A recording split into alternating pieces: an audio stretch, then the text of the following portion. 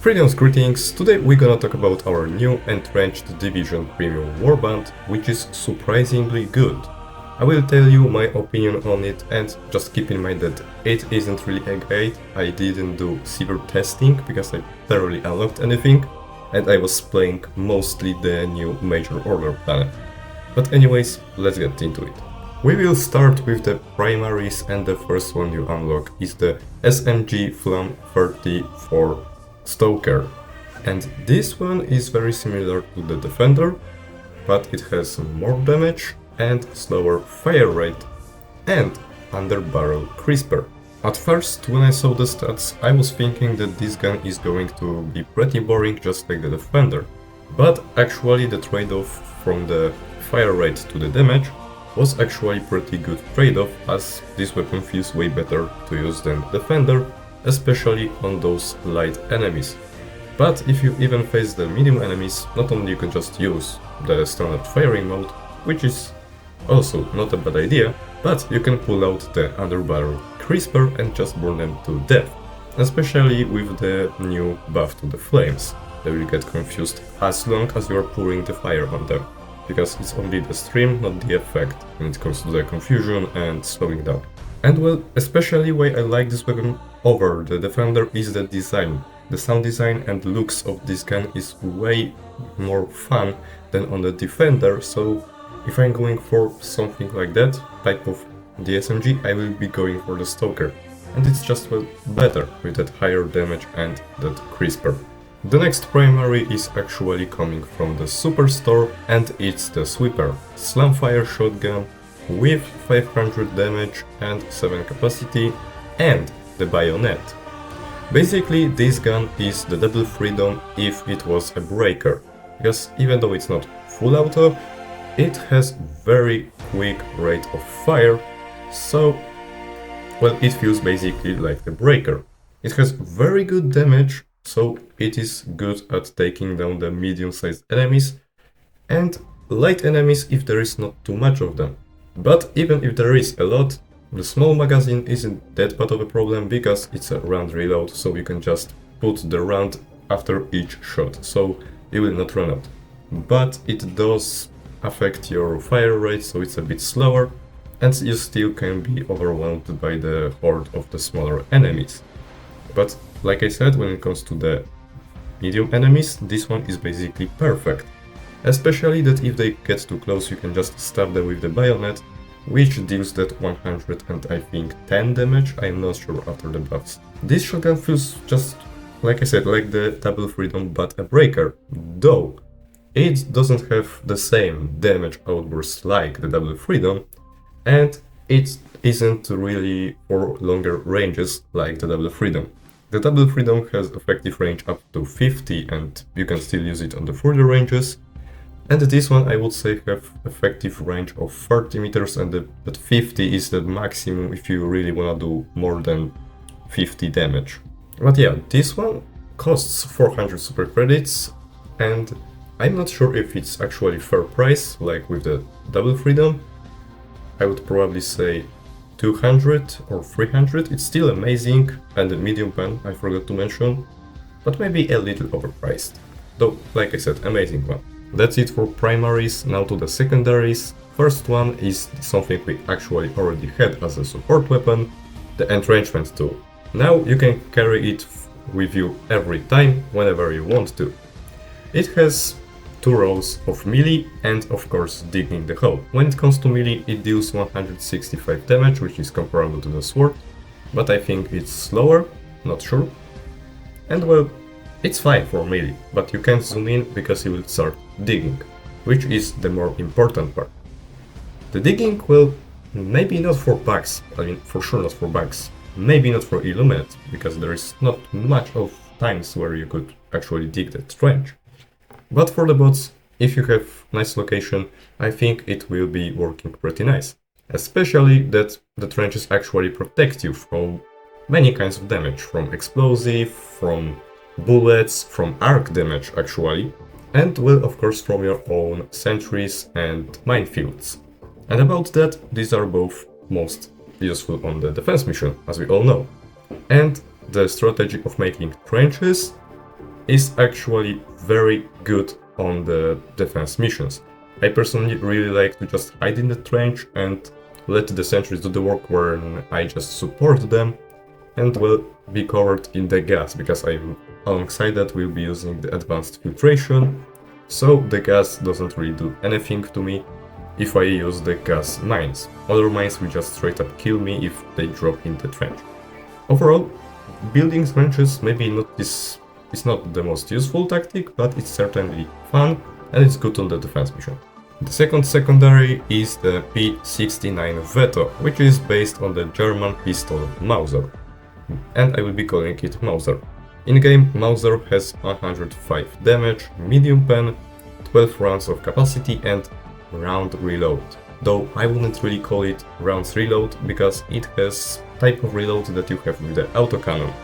It's using the strip clip, and you can only reload when you have at least half a mag or less.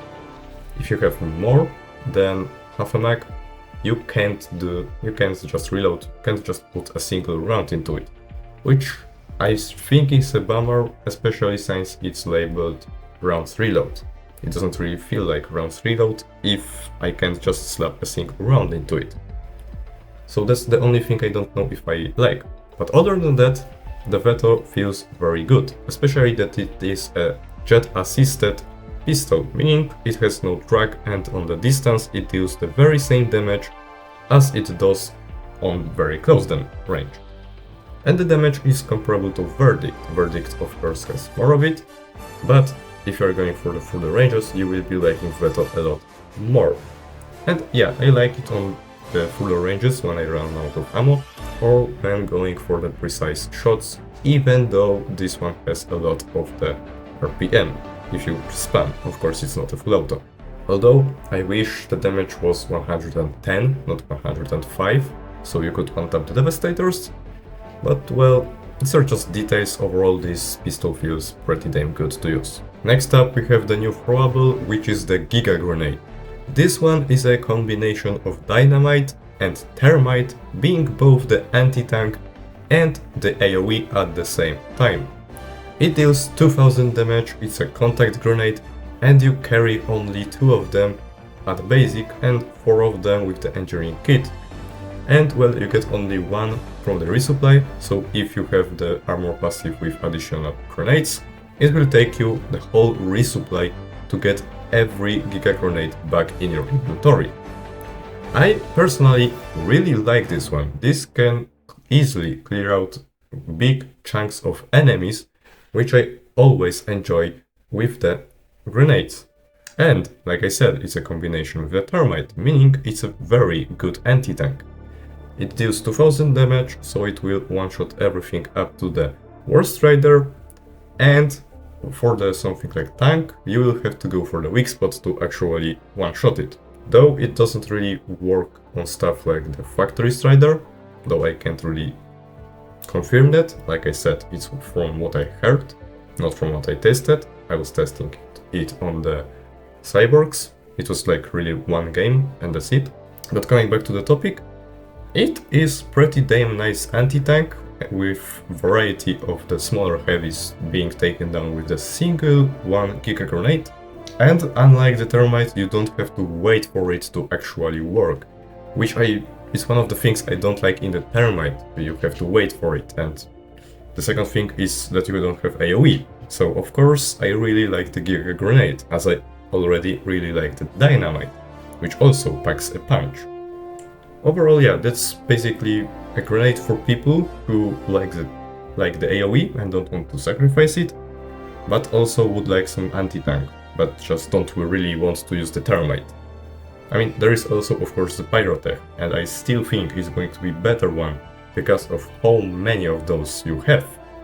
But still, the Giga Grenade, it's amazing throwable, and I advise you to trade up.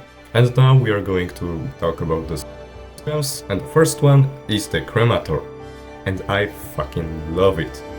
I already really like the Flamethrower, but this one has more range, 75 more DPS, and it doesn't need you to reload, and it doesn't really eat through ammo that quickly.